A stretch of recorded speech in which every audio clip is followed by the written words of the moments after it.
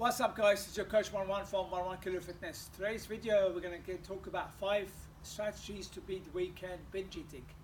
So I'm going to share a true story with you, and something we should never shared on social media before, in public anyway.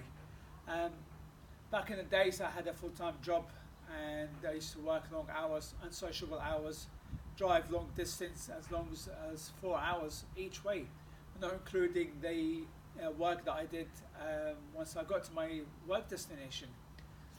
So when I got to the hotel room, it was around about 11, 12 o'clock at night. No restaurants were open. I used to take all my food with me and prepare it in advance so that I'd eat clean all the time. And weekend used to be liberated by having whatever I wanted, whenever I want.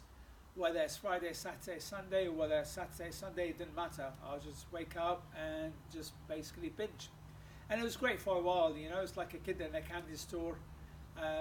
It was similar to the Adam and Eve and the forbidden apple, whereby you forbid yourself, or rather deprive yourself of certain foods, and the brain gets cravings. Okay, this is something completely natural, and that's what I kind of did, which was to my detriment. Anyway, so to give you an insight, I used to take a bowl of cereal, take a pack of Weetabix with me, buy milk and bananas from the supermarket so that I can take it up to my hotel room and eat it with my takeaway if I wanted to have a takeaway, which was a chicken sandwich late at night. I didn't want to eat the fries and the bun, so I used to throw these in the bin and just have the chicken on its own. That's kind of how bad it got. So here are the 5 strategies that I'm going to share with you to beat the binge eating. Number 1 is aim for good enough rather than perfection. So what I mean by good enough is, sorry, I've got really bad dose of hay fever. I've been sneezing all day, and that's why I've had my sunglasses on. Definition of good enough is consider your health and fitness goals, or whatever is good enough for that. Then come up with something that's good enough for you. Okay, and what was, depending on what was available at the time, what you were in the mood for, so that you don't have to stick to a kind of a regime, so to speak. Number 2 is drop the food rules. So what I mean by food rules, they dictate to you what you can and can't eat, when you can and can't eat, how much you can and eat, and you can't eat of one thing.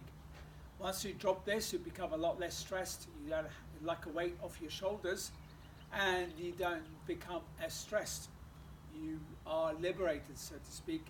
You go out to a restaurant, you can have fun, and the people with you are going to have fun as well, because you don't have, you can eat whatever you want, whatever's available. Okay. And the worst thing about going out and not being able to eat what you want is that people feel guilty about going out because it's because you can't eat what they eat. Number 3 is drop the cheat day. So again, rather than having one day of eating whatever you want, aim for 80-20. So 80% of the time have whatever you want, 20% of the time, 80% of the time have good food, 20% of the time have whatever you want. So with me personally, I'll have 3 good meals a day, and then I'll have an ice cream virtually every single day. So be it the Magnum or a Cornetto, I'll have that. If I want to go out to movies, I'll have popcorn. I have no problems at all. And the same with you. If it's a Monday night and your girlfriend or your wife wants to have a pizza, have a pizza. Have a pizza. If it's a Thursday and you're going out with work colleagues for lunch and it's a burger and fries, have a burger and fries. Okay? Number 4 is own your choices, and what I really mean is own them. So become comfortable with whatever decision you're going to make. Okay, you're all adults, you're not children anymore. Nobody's going to kind of get handcuffs and put it on your hands, or give you a slap on the wrist because you've eaten certain food.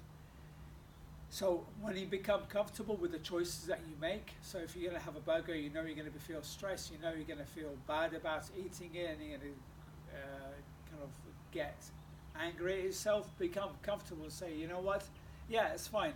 I can have a burger, I'm okay with the burger, I'm not going to get stressed, I'm not going to feel bad about it. Number 5 is rationalization. Rationalizations are kind of convenient scripts for perpetual behavior. So what I mean by that, it's a scapegoat for any kind of behavior or binge eating. So every now and again you're going to want to eat crap. Okay, this is completely normal. Everyone's going to go through that phase, and it's perfectly fine. But once you come up with a reason and investigate why you're actually doing this, then you can combat and do something about it and find another solution. So reasons could be: are you happy?